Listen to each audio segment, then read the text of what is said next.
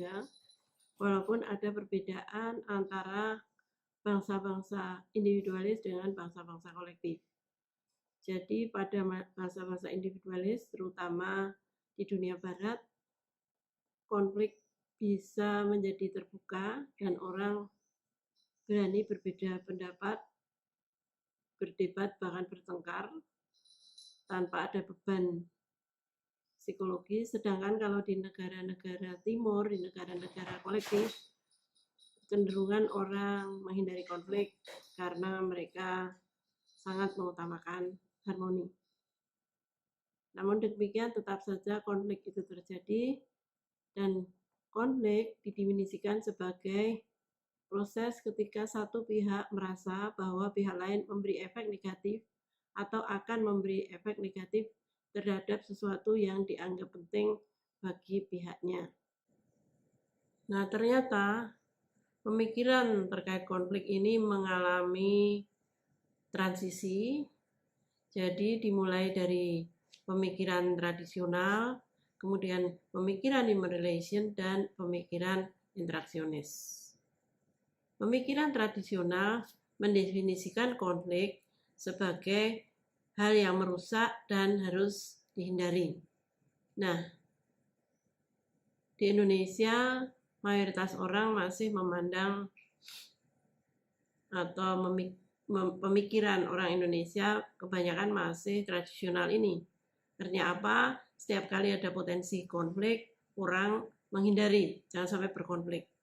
Akibatnya apa? Permasalahan jadi tidak diselesaikan kan, karena orang tidak mau berkonflik. Sehingga orang cuma muter-muter aja di sekitar masalah itu dan menyelesaikan konflik dengan salah satu cara, yaitu penghindaran. Sehingga di Indonesia ini, di organisasi kerja, ketika ada konflik itu saling menghindari, juga saling menghindari orang-orangnya. Bahkan para atasan, para pimpinan pun juga punya mindset seperti ini, sehingga ya udah, masalah didiamkan aja, ada perbedaan saling menghindari, otomatis tentu saja mempengaruhi kinerja organisasi. Gimana kalau orang tidak bisa bekerja sama, bagaimana orang bisa mencapai tujuan organisasi. Nah, pemikiran yang kedua adalah pemikiran human relation, yang menganggap bahwa konflik merupakan hal yang wajar terjadi dalam organisasi dan harus diselesaikan. Nah, pada pemikiran ini, organisasi melakukan usaha-usaha untuk menyelesaikan konflik itu. Ya, berbagai usaha dilakukan, dan itu bisa nanti kita lihat di bagian belakang dari video ini.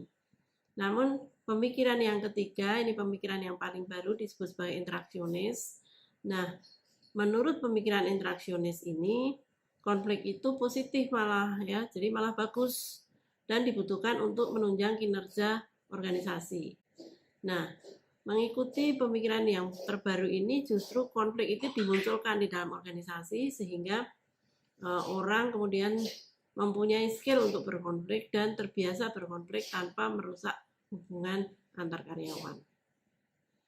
Nah, konflik itu sebetulnya tidak selalu negatif kan, sehingga sesuai dengan pemikiran interaksionis tadi, maka konflik itu bisa fungsional dan bisa disfungsional. Konflik yang fungsional atau fungsional itu konflik yang meningkatkan kinerja organisasi, sedangkan konflik yang disfungsional itu konflik yang menghambat kinerja organisasi. Nah, sekarang kita lihat ada 3 tipe konflik, yaitu yang pertama tipe hubungan, kemudian tipe tugas, dan terakhir tipe proses. Nah, apa sebenarnya konflik hubungan itu? Konflik hubungan adalah konflik yang muncul karena masalah interpersonal.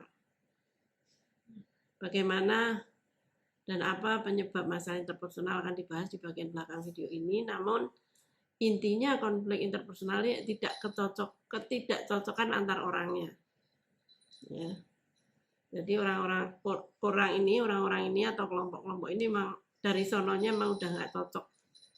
Nah, kemudian kita lihat yang berikutnya adalah konflik tugas.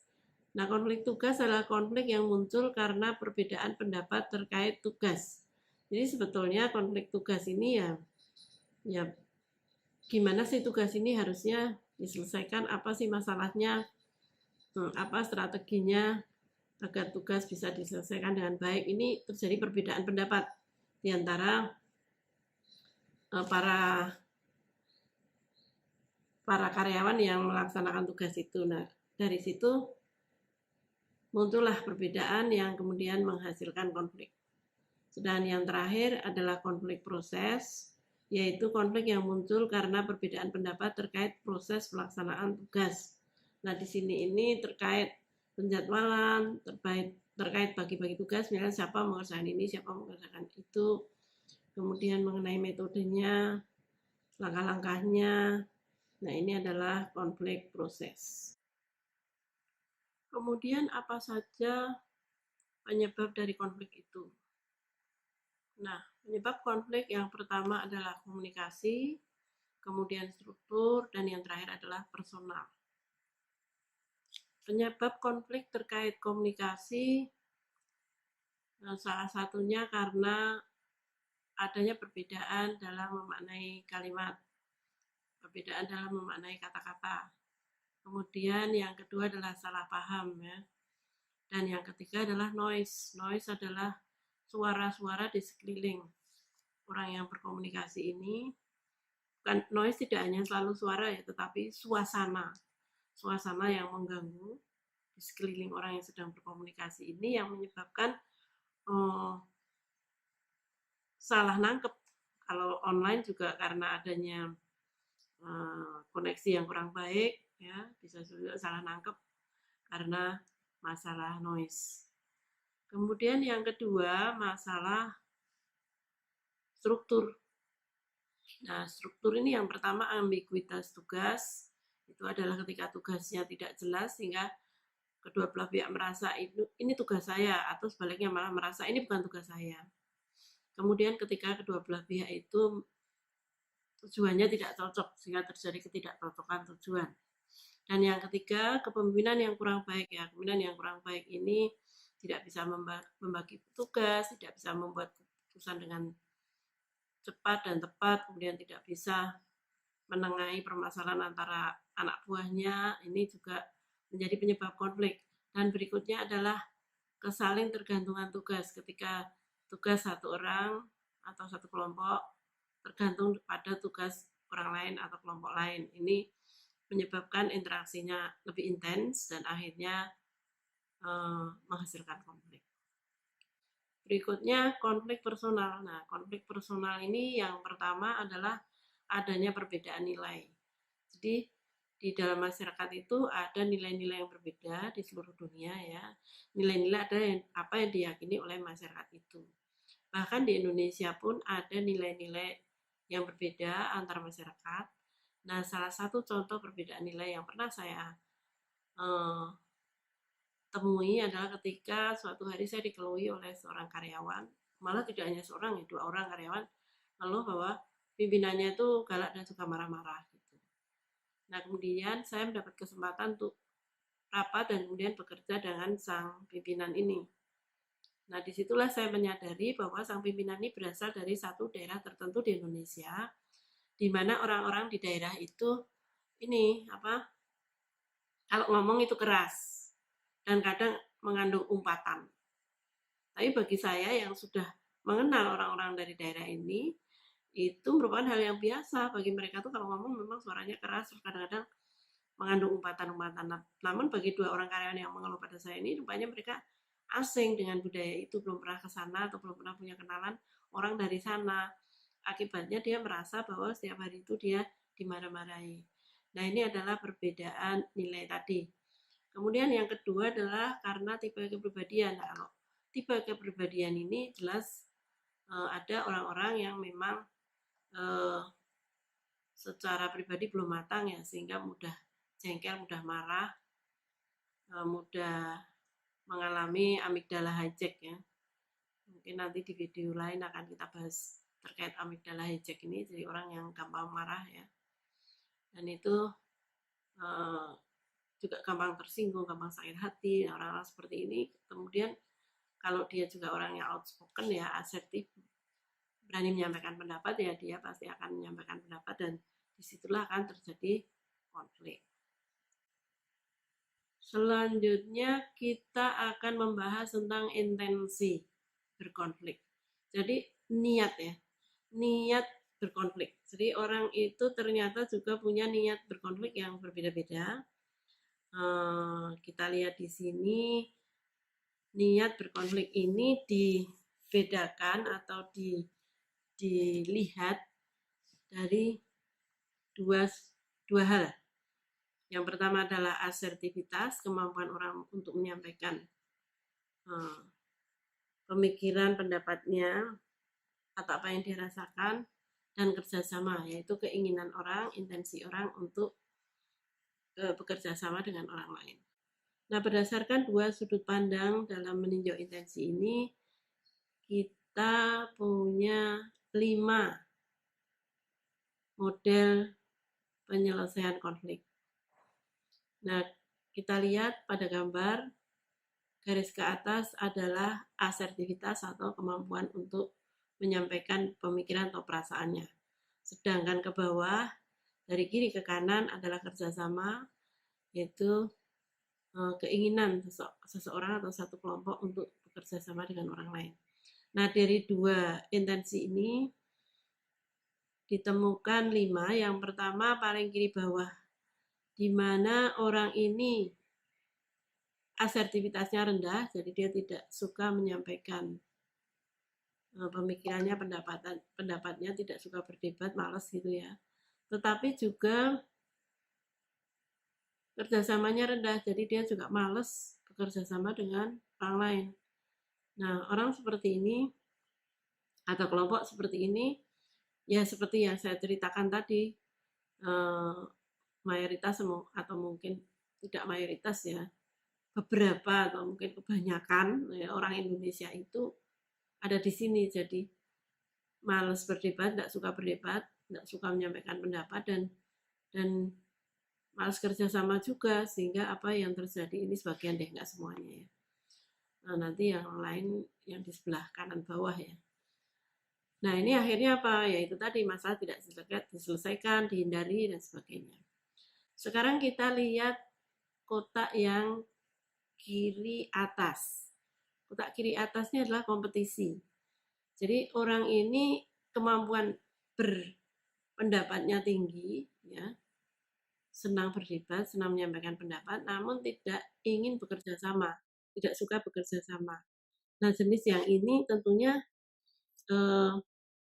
akan selalu memaksakan kehendak jenis kompetisi ini. Nah, kita bandingkan dengan kanan bawah, di mana kanan bawah ini adalah akomodasi orang yang asertivitasnya rendah, tidak suka menyampaikan pendapat, dan keinginan untuk bekerja samanya tinggi. Nah, orang kalau satu pihak kompetisi, satu pihak akomodasi, cocok ya, klop ya. Yang satu menyampaikan pendapatnya terus, memaksakan kehendaknya terus, kemudian yang satunya, yang kanan bawah, yang akomodasi akan mengatakan ya, oke, siap, setuju, gitu kan. Namun apa yang terjadi dalam organisasi ini, jadinya yang mikir hanya satu orang saja atau satu kelompok aja, yaitu kelompok yang kompetisi tadi. Nah, saya juga pernah menjumpai ya seorang pimpinan mengatakan pada saya, organisasi ini saya urus dengan baik, coba kalau bukan saya yang memimpin nggak akan bisa seperti ini. Tapi ketika saya mendapat kesempatan untuk bekerja bersama beliau, saya mau ngamati bahwa beliau itu ya pokoknya ini gini, kalau salah dimarahi. Sehingga anak buahnya semuanya tuh nggak pernah ada yang menyampaikan pendapat, anak buahnya tuh cuma ya, gitu kan. Nah, apa yang terjadi kemudian, ya walaupun anak buahnya ini pinter-pinter, pikirannya nggak pernah digunakan.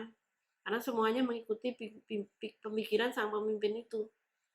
Nah, ada dimungkinkan juga ketika anak buah ini orangnya pinter dan asertif, mampu dan ingin berpendapat, tentu dia tidak betah bekerja di organisasi seperti itu. Sebab kalau ngeyel pada pimpinan tadi, ya udah pasti dibasmi sama dia.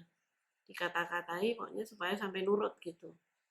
Nah, akibatnya rugi kan, menggaji orang yang punya pemikiran bagus tapi tidak pernah digunakan pemikirannya.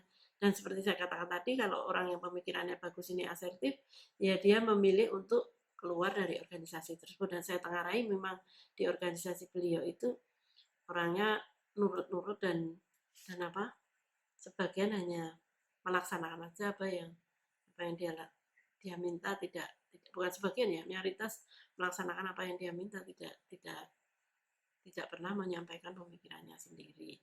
Nah, ini tentu saja bukan cara yang benar di dalam menyelesaikan masalah dalam organisasi.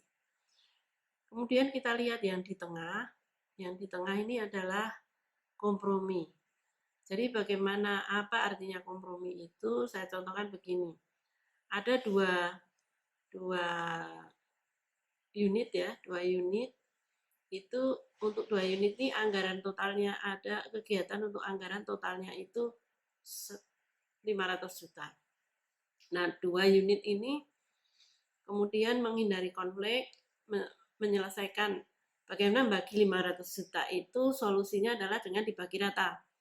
Jadi unit A dapat 250, unit B dapat 250. Namun apa yang terjadi?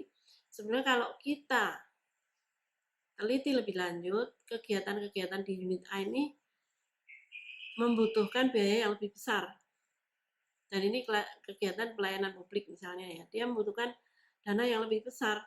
Nah, tapi karena sedangkan yang grup B, yang unit B ini kegiatannya lebih kecil biayanya. Nah, sehingga apa yang terjadi ketika kegiatan ini kemudian sudah selesai dilaksanakan, maka ada kegiatan-kegiatan dari unit A ini yang tidak terlaksana dengan baik karena kekurangan biaya. Ujung-ujungnya tetap merugikan organisasi kan, karena ada kegiatan-kegiatan yang tidak terlaksana dengan baik. Nah, penyelesaian konflik yang sangat disarankan adalah kolaborasi. Jadi kolaborasi ini, yaitu di kanan atas, ini adalah